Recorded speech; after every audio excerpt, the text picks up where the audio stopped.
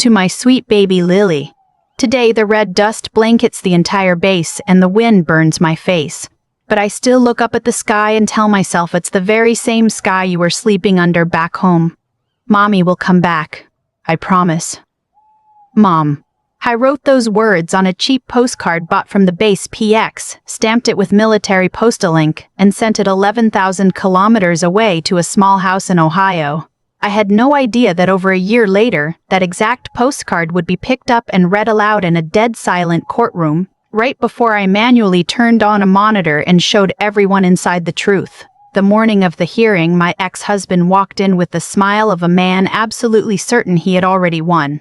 Even though in his entire life, he had never once walked through a door where death might be waiting on the other side. He wore a well-fitted gray suit, his hair neatly combed, with Megan walking right by his side. She held his arm as if this were a cocktail party, not the end of an 11-year marriage. They took their seats in the row across from me. Brian leaned over, just close enough so only I could hear. "You're walking out of here with absolutely nothing," he whispered, his voice almost gentle. "And this whole town is going to find out what you really did over there."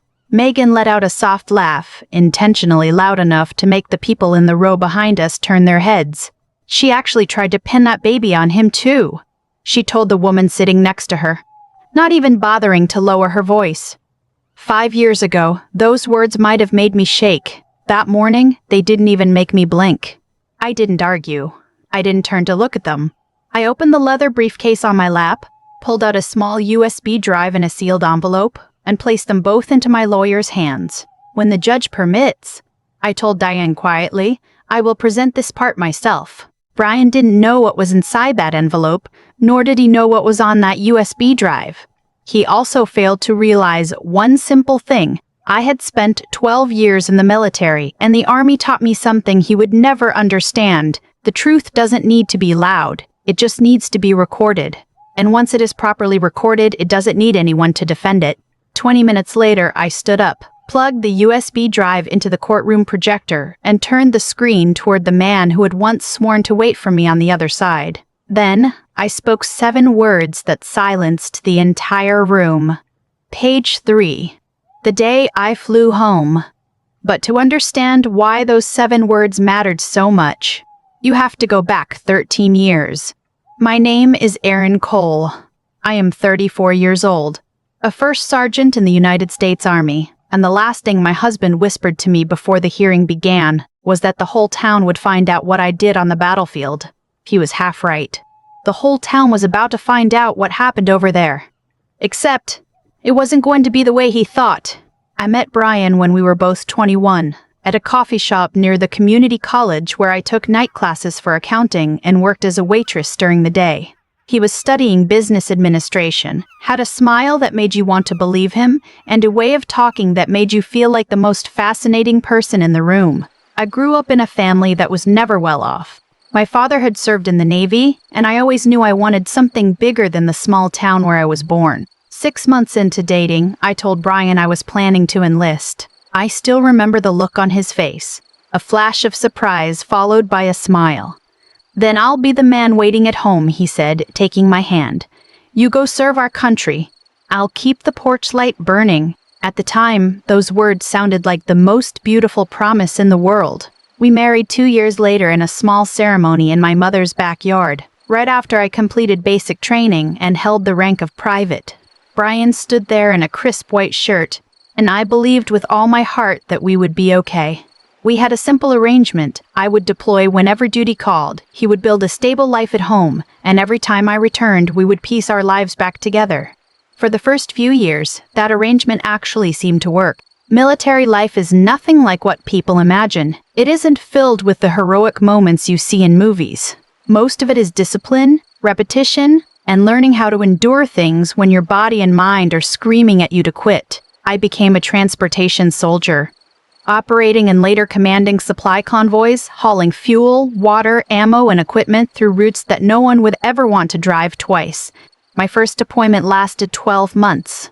I was 25, and I learned how to sleep through incoming sirens, how to drive through stretches of road where a pothole might not just be a pothole, and how to write letters home in a cheerful tone so my mother wouldn't stay awake all night. One morning, my lead vehicle hit a camouflaged ditch on the southern route.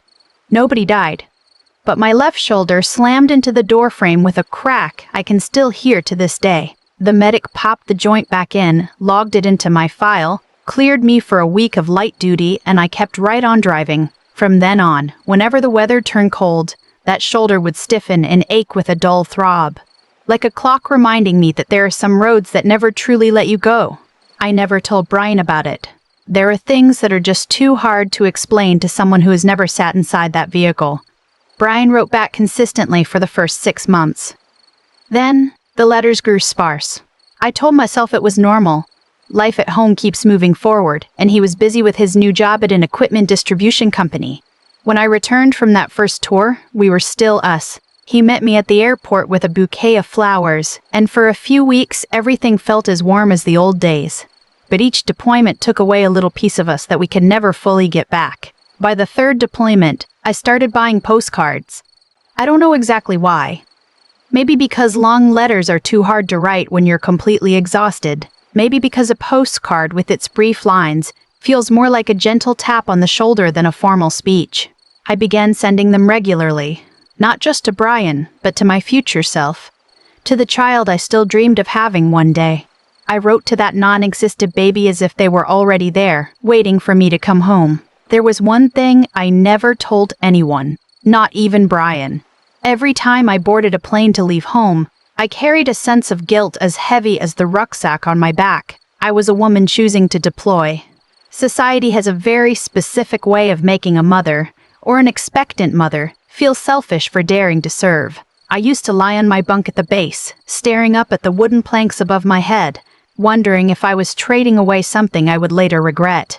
I wasn't a perfect character in my own story. I missed birthdays. I missed an aunt's funeral. I had video calls where I pretended the connection was poor just so I wouldn't have to hear Brian talk about how lonely he was. Because I was lonely too, and I didn't have the strength left to carry the loneliness of two people. And there was one habit I brought home from my job. I logged everything. Every mission had a convoy manifest: date, departure time, return time, route, crew roster, and vehicle numbers. Every time we entered or exited the base gates, our cards were scanned at the checkpoint, stamped down to the exact minute. Wherever I went, I kept a personal copy for myself. In an olive-drab footlocker beneath my bunk, I saved every single piece of paper, wrote the date in the corner, and filed them in chronological order. It was a quiet habit I never explained to anyone. Only later did I realize just how much that footlocker would mean. The change in Brian happened so slowly that I barely noticed it. Between deployments, whenever I was home, I started noticing a flicker of resentment in his eyes every time someone asked about my job. At parties, when people found out I was active duty, they would often turn to me with curiosity and respect. I could see Brian tightening his grip on his drink. On the drive home, he would say things like, "Everything doesn't always have to revolve around you wearing a uniform." Then came a minor incident. So minor that at first I blamed myself for even noticing. During my third deployment, I discovered that $14,200 had vanished from our joint savings account. I asked him about it. Brian claimed he had advanced several months of rent just to keep things simple, that he would replace it, and since I was far away, he made the executive call for convenience. It sounded reasonable. It sounded like a husband taking care of logistics. I let it go. Only much later did I realize it was the first wave, a small action, vague enough to deny, designed to test whether I would react. I didn't, and my silence at the time was read as permission. He started calling my deployments vacations. It started as a joke. Then, it stopped being funny. "Are you going on another desert vacation soon?" he asked when I broke the news that my unit was spinning up to deploy again. My last vacation had ended with me pulling a 19-year-old soldier out of a burning vehicle, and I could still hear his screams in my dreams. But I didn't say it aloud. I was too used to swallowing things I couldn't explain. By the time I received orders for my fourth deployment, 9 months at a forward operating base in Paktika province, Afghanistan, we were practically two strangers sharing a roof. Though right before I left, there was a moment that made me believe something was still worth saving. The final night before my flight, Brian sat on the edge of the bed, held my hands, and apologized for being so distant lately. He said he was scared of losing me somewhere across the ocean, scared that his life felt too small compared to what I was doing. I held him, and for one night, we were those two people who loved each other in that coffee shop at 21. I carried the memory of that night with me when I flew out. I had no idea that less than 2 weeks later, Brian had already moved a woman named Megan into the house I had just left behind. The base in Poctico was a world of red dust and heat so intense the air seemed to vibrate. My job was commanding supply convoys between outposts, missions that lasted hours under a sun that could bake metal, with eyes constantly scanning the shoulders of the road. I still logged everything, tighter than ever before. Convoy SP at 4:30. Return to gate at 2155th. 9 vehicles. Route Vermont. Driver names. Every number was a fragment of the truth, and I didn't know who I was keeping them for. Until the day I needed them to save myself. 4 months in, I took my mid-tour leave. 15 days the military grants us to go home in the middle of a long deployment. To recharge a bit of our humanity. I flew back on July 9th and flew back to base on July 24th. Those 2 dates, later on, would sit at the absolute epicenter of everything. He seemed flustered when I told him the news, but I assumed it was just the surprise. Those 15 days, strangely enough, were tender. Megan, whose existence I didn't even know of yet, was pushed completely out of the frame while I was home. Brian was attentive, caring to an almost exaggerated degree. Looking back now, I understand it was guilt disguised as affection. But back then, I just saw a husband trying, and I let myself believe. That was the leave during which Lily was conceived. I flew back to base completely unaware that I was carrying a new life inside me. On September 18th, when the morning sickness began and I went to the aid station, the test results left me sitting numb on a plastic chair for 10 minutes. I was pregnant. At a forward operating base in the middle of Afghanistan, I was going to be a mother. The doctor performed an ultrasound, logged the gestational age into my medical file, completely unaware that the number recorded that day would become one of the most vital pieces of evidence in my life. Military policy in this scenario is unequivocal. A pregnant service member cannot remain in a combat zone. I received medical repatriation orders and cleared the base on October 14th, months ahead of the rest of my unit. There was paperwork. There were dates. There were signatures. The entire process was documented just like everything else in the military. I returned home on an October afternoon, my belly already beginning to show beneath my shirt. My heart racing with news I thought would mend everything. Instead, I walked into my house and found another woman's high heels sitting by the door.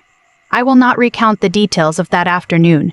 There are wounds where describing them does nothing to help anyone heal. All you need to know is this. Brian had been seeing Megan for almost the entire duration of my deployment. She was a co-worker at his firm, working in product data and imagery, a detail I paid no attention to at the time, but which later mattered more than I could have guessed. While I was driving through the roads of Poctica, she was sleeping in the bed I used to sleep in. Brian's phone, which he left on the kitchen counter in his panic, told me far more than he ever wanted me to know. That night, I didn't cry.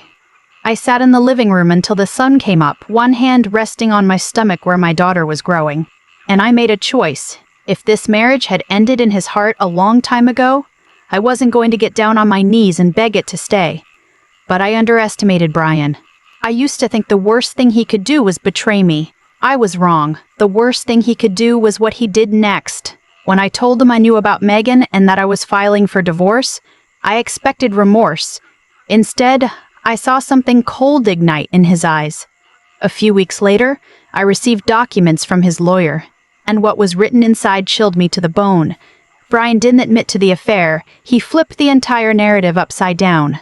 In the filings, he was the loyal, abandoned husband left behind by a wife who chose the military over her family. He denied that Lily was his child so he wouldn't have to pay a single dime of child support. Then, he took a step I never saw coming. He submitted a piece of evidence to the court.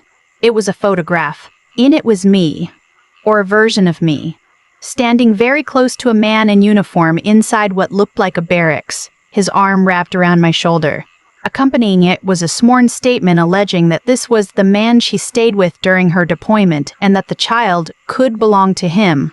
The photo looked real enough to plant doubt in the mind of anyone who had never been to that base. I stared at that photo for a long time, and then, slowly, something began to dawn on me. Not anger, but the very first thing 12 years in the army had taught me to do. Read the details. The man in the photo wore the unit patch of an element that was never stationed in Paktika during my time there. The blurry vehicle in the background was a model that wasn't on our route manifest, and the angle of the sunlight threw shadows in the completely wrong direction for any afternoon at those coordinates. This wasn't a photograph. This was a composite image, and I knew exactly who in this picture possessed the technical skills to create it. This was his third wave, the biggest, most shameless one yet, and he launched it precisely when he was at his most confident, certain that a distant, isolated wife would have no way to fight a story so expertly crafted. He had no idea that while he was building a narrative out of fabricated pieces, I already possessed a footlocker full of facts. I live in a small community, the kind of place where rumors travel much faster than the truth. Brian had charisma, and he used it as his stage. He told his version of the story everywhere, at church, at the gym, at weekend barbecues, long before I ever had a chance to say a word. And people believed him. I began to notice it in the glances. The woman at the supermarket checkout who used to always ask about my deployment now just kept her head down. A few friends I thought were real stopped replying to texts. One evening, I overheard two acquaintances whispering in a parking lot, and I clearly caught 3 words: "Poor guy Brian. Poor guy Brian." I had served this country through 4 deployments. I had come home pregnant with my own husband's child, and I was being called a traitor by the very person who had betrayed me, and by a photograph that never even existed until someone sat down and fabricated it. Have you ever given years of your life to people who only loved what you could provide, only to have them turn around and make you out to be the villain? Have you ever stood in a room full of eyes that had already silently convicted you, knowing that just because you aren't screaming as loud as the other person doesn't mean you're wrong? If you've ever been there, tell me about it in the comments. I read every single word. And if you believe that a person's dignity should never be dictated by whispers behind their back, subscribe to the channel. This is where we tell the real stories of people who chose the truth over the noise and won themselves back through sheer calm. Now, let me tell you what I did with that footlocker. Brian had seen my olive drab footlocker once, years ago, when I opened it to find a document. "You still keep all this junk?" He laughed, shaking his head. "You really can never turn off soldier mode, can you? Just relax, Aaron. It's not like anyone is going to sue you." I closed the lid and said nothing.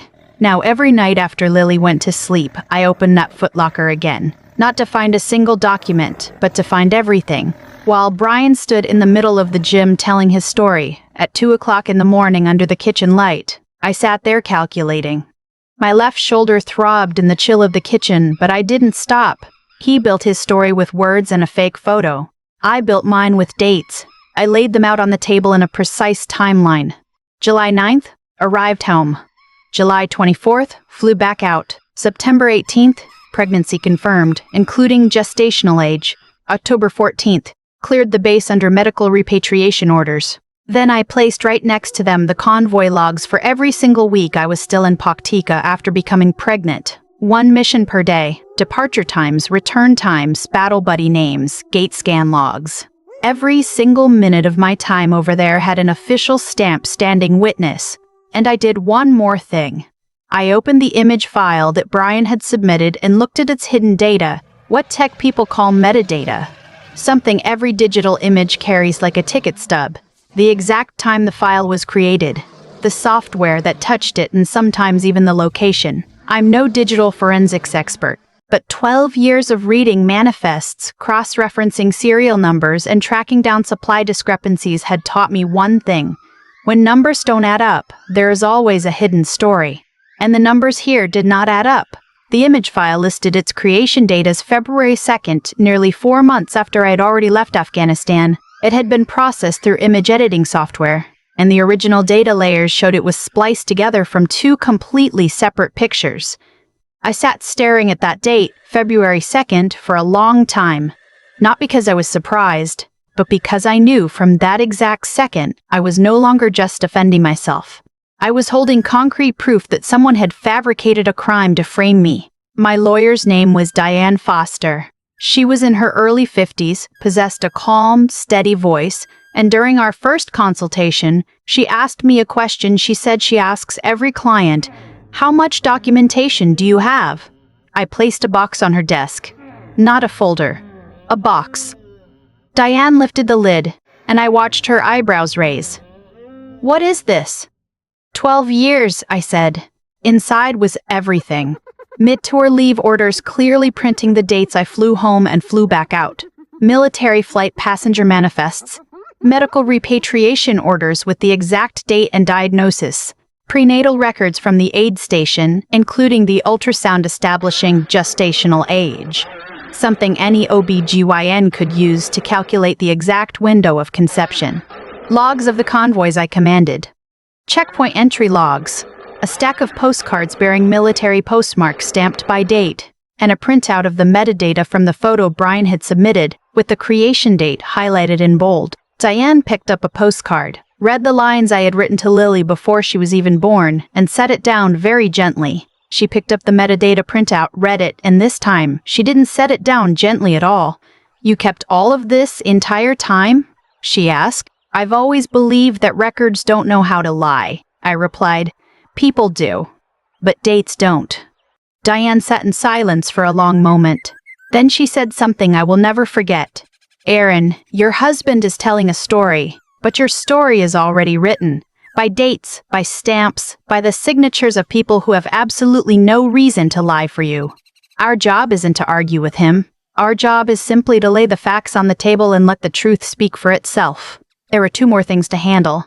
Since the fraudulent photo constituted a disguised criminal accusation, Diane hired an independent digital forensics expert to certify what I had already discovered, not because my word wasn't enough, but because in court, a certified conclusion carries far more weight than an intuition, and because Brian had publicly cast doubt on Lily's paternity. Diane advised me to do something I found both humiliating and necessary: a DNA test.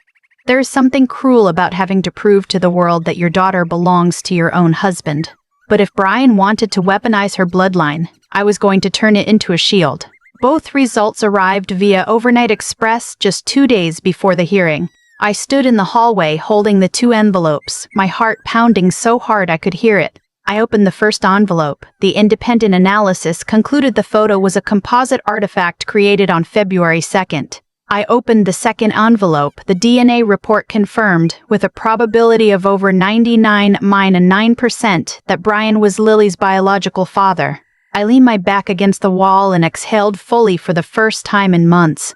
Diane forwarded the entire case file to Brian's legal counsel and to the court following standard discovery procedures. Nothing was hidden, but I knew one thing for certain. Brian was convinced my paperwork was just the messy, disorganized counterattack of a bitter wife. He never imagined that someone would sit down and lock every single date into a timeline that no lie could survive passing through, and that the very photo he used to stab me in the back was carrying the exact date that would expose it. The hearing that day wasn't a loud, theatrical criminal trial with a jury. It was a domestic relations hearing regarding custody and support, held in a room much smaller than people imagine. A few rows of benches, a long table, and a wall-mounted monitor I had requested permission to use. But in a town this size, a small room is more than enough to become a major stage. Whatever was spoken here would be on the lips of the entire town by afternoon. "Are you ready?" Diane asked, organizing her stack of folders. I looked toward the door. "I didn't come here to fight," I said. "I came to get it entered into the record. And this time, I want to speak for myself." Then the door opened, and Brian walked in with that smile I told you about at the very beginning. He whispered that I would leave with nothing. Megan smirked, and I placed the USB drive and the envelope into Diane's hand. The judge entered. Everyone rose. Her name was Judge Harmon, a silver-haired woman with the expression of someone who had presided over thousands of cases and was no longer easily swayed by tears or anger. She took her seat, and the room fell completely still. Brian's lawyer stood up first, a young, confident, smooth-talking man. "Your Honor, my client, Mr. Cole, is the individual who kept this household together while his wife was repeatedly absent for years at a time. We respect Mrs. Cole's service. However, there are serious questions regarding her conduct during her deployment, and we have submitted evidence demonstrating as much. On this basis, my client denies any support obligation toward a child whose paternity has not been legally established, and requests that the court award sole equity of the marital residence to him as a property built through his own individual efforts. Brian nodded, his face a mask of solemn gravity, casting a fleeting smile in my direction. Judge Harmon turned toward us. Response from Mrs. Cole? Diane stood up.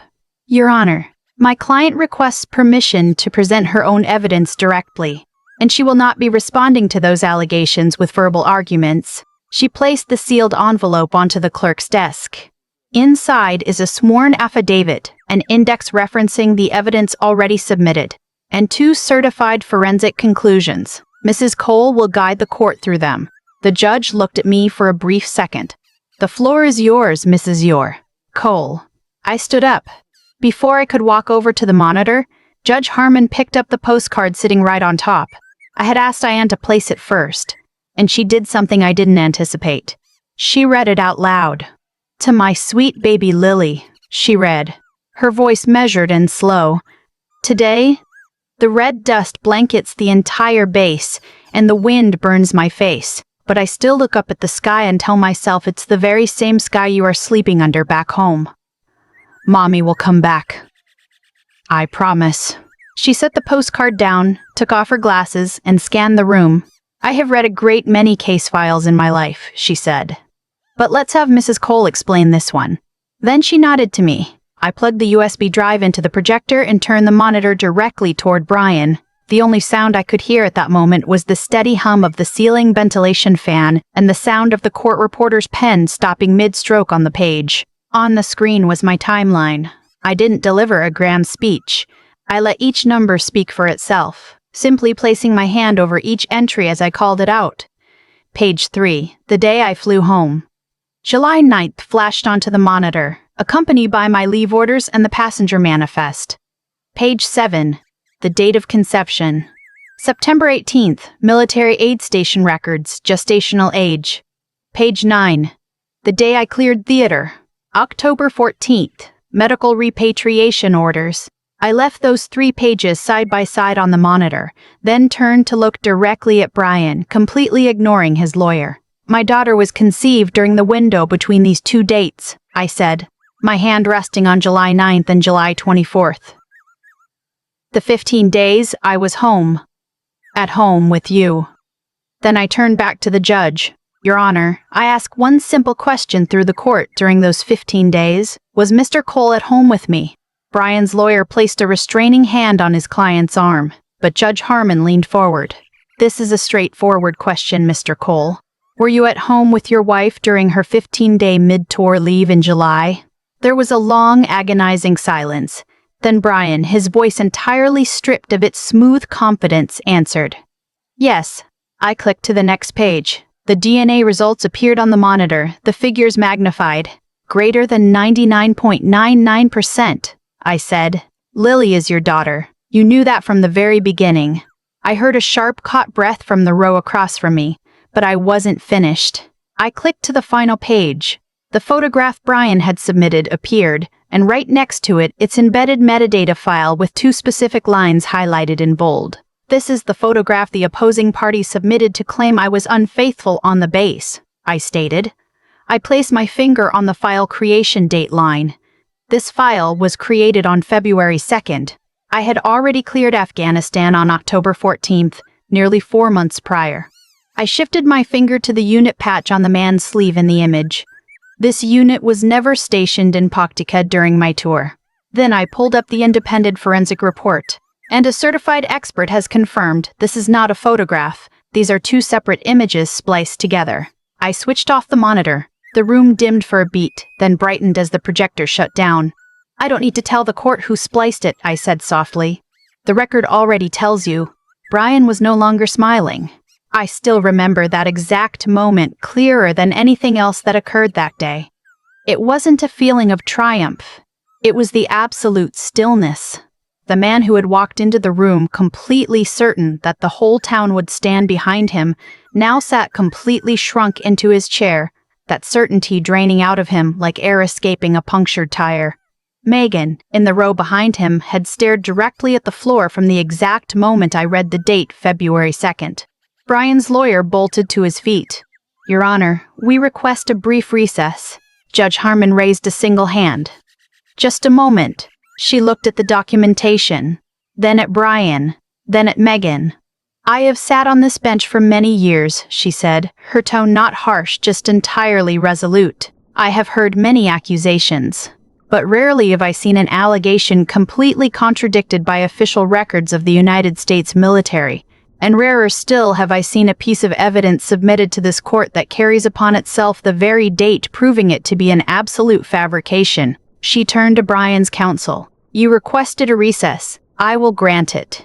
But when we reconvene, I expect your client to be prepared to explain the discrepancy between what was signed under penalty of perjury and what these records demonstrate. And let it be noted for the record that submitting fraudulent evidence to this court is no minor matter." Then she looked at me, her voice softening just a fraction. "Mrs. Cole, thank you for your clarity." I simply nodded. I didn't trust myself to speak without my voice breaking. The hearing reconvened 3 weeks later. During those 3 weeks, I didn't celebrate. There was nothing to celebrate. A marriage had ended, and no amount of documentation could erase that fact. My daughter would grow up with parents in 2 separate homes, and no timeline could fix that. When I entered the room the second time, Brian looked completely altered. The suit was still perfect, but the absolute certainty behind his eyes was entirely gone. Megan didn't show up. Judge Harmon reviewed the supplemental filings and spoke in an even matter-of-fact voice. "The court has reviewed the complete record." Then she read the decree, slow and clear, and every sentence was a definitive number. "The court establishes Mr. Brian Cole as the legal father of the minor child and sets child support obligations at $1,480 per month, retroactive to November. Primary physical custody is awarded to Mrs. Cole, with a graduated visitation schedule established for Mr. Cole should he choose to exercise it. Regarding the marital residence, the court notes the sum of $14,200 withdrawn from the joint savings account during Mrs. Agant Cole's deployment and credits this amount against the final property division. The residence shall be appraised and divided according to the actual financial contributions of both parties, not according to verbal testimony. Regarding the allegations leveled against the character of Mrs. Cole, the court finds them entirely without merit, directly contradicted by official military documentation. Regarding the photographs submitted at the prior hearing, based on the certified independent forensic analysis, the court determines this evidence to be entirely fraudulent. The court has referred the matter of perjury and fabrication of evidence to the county prosecutor's office for formal review. File dated March 21st. Nobody uttered a single word. She set the folder down perfectly square, then added a final sentence I will carry with me for the rest of my life. "And let it be noted for the record that the honor of Mrs. Mayor Cole, which was brought into question at the previous session, stands entirely unquestioned." And just like that, it was over. No grand speeches, no applause, just the truth, finally written into a place where no one could ever erase it. As people began clearing out of the room, Brian remained seated. His lawyer quietly gathered his files and walked out. For a moment, it was just the two of us, separated by the entire width of the room. "Aaron!" I stopped. I didn't turn completely around, but I stopped. "I was wrong," he said. His voice was quieter than I had ever heard it. "I was scared. I know that's no excuse, but I've been scared for years. Scared that I amounted to nothing compared to everything you were doing. And when I did what I did with Megan, I couldn't handle being the one at fault. So I needed you to be the one at fault. The photo, it was her idea, but I agreed to it. I signed my name to that statement. I let him finish speaking, then I turned around. Do you know what the worst part is, Brian?" I said, my voice no longer carrying anger, just absolute exhaustion. "It's not Megan. It's not the photo. It's that you were entirely willing to disown your own daughter and let her grow up believing her mother was a liar. All just so you wouldn't have to look at yourself in the mirror. That is the one thing I don't know if I can ever forgive." He lowered his head. "I know. I didn't serve this country for 12 years to get anyone's validation," I said. And I didn't come to this court to humiliate you. I came so my daughter would have an official record that tells the absolute truth about her mother and about her father. That's all. I didn't tell him that I forgave him, because that morning, I hadn't. There are wounds that require a much longer timeline than a single morning in court. But I said this, and I meant it from the bottom of my heart. She is going to need a father. I hope you learn how to be that father, not for my sake, but for hers.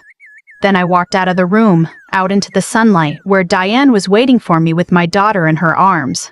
A month later, the final decree was finalized. The outcome wasn't glamorous. It wasn't symbolic. It was simply just something I once thought I would never secure in the town that used to whisper behind my back. The child support of $1,480 a month was locked in. Custody was legally established. The $14,200 was properly credited back to my share. And somewhere deep in the court archives, a line specifies that the allegations against me were completely groundless, while another file, dated March 21st, sits on a prosecutor's desk. That town didn't change its tune overnight. Truth travels much slower than a rumor. There are people who never offered an apology. They simply started saying hello to me again as if nothing had ever happened. I let them. Their validation, whether given or withheld, never added to or subtracted a single thing from who I am. And that remained true even on the darkest days. A few months later, I completed my service and left the military. Not because I had to, but because I wanted to be present at home for every single one of Lily's first steps. After 12 years of serving in places 11,000 kilometers away, I wanted to measure distance by bedrooms and dining tables instead of military transport flights. But I didn't just sit idle. With what I now knew about records, about timelines, about the exact way truth is preserved, I began doing something I never envisioned myself doing. I started helping other service members, particularly military mothers, wives, and the husbands left at home, learn how to log, organize, and protect their own truth when their lives are brought into question in a courtroom. The very first person to seek me out was a young sergeant named Nia. Her ex-husband was attempting to paint her as a neglectful mother, and she sat across from me with the exact same expression I once wore. The look of someone convinced that just because she wasn't screaming as loud as her opponent, she was going to lose. I didn't promise her a thing.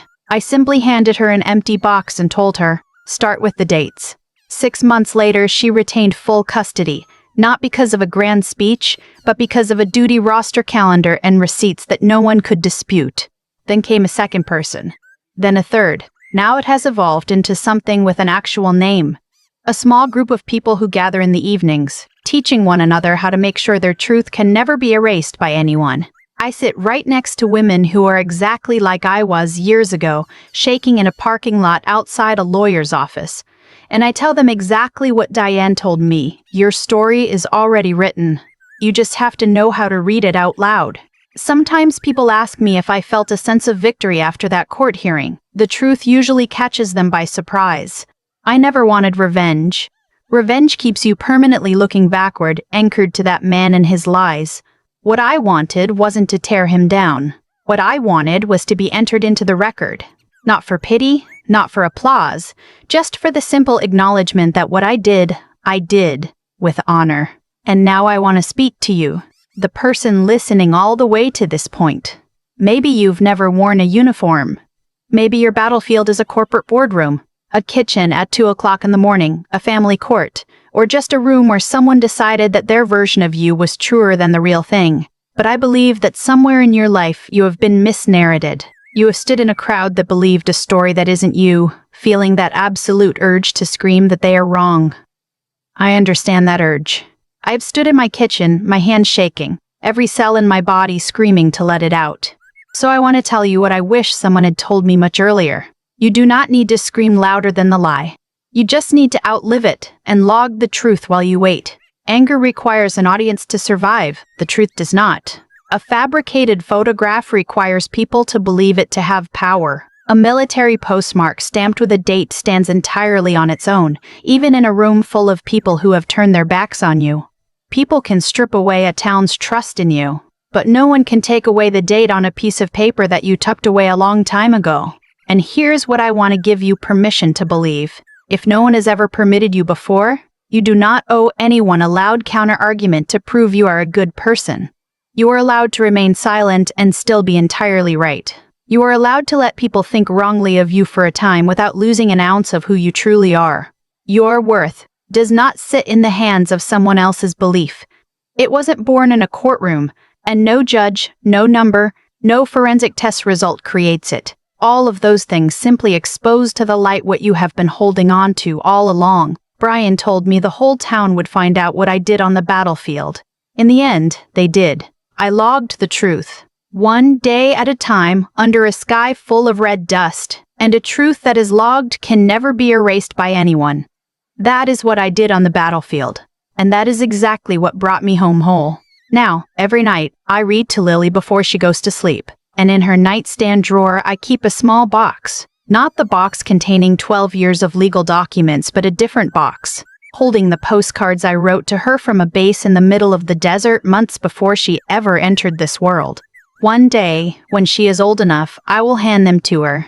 She will read the words her mother wrote under a sky full of red dust, the promise that I would come back. And I will tell her something I have always known so she never has to rely on a courtroom to believe it. The absolute sturdiest foundation you will ever stand upon isn't someone else's belief in you. It is the ground you hold on to yourself, and absolutely no one, no matter how loud they laugh in a courtroom, can ever take it out of your hands. If this story reached you, share it with someone who might need to be reminded today that their truth, when logged, will outlive any lie. And leave me a single word in the comments section. Just one word. Log. So I know you listened all the way to the end, and that you will never let anyone else rewrite your own story.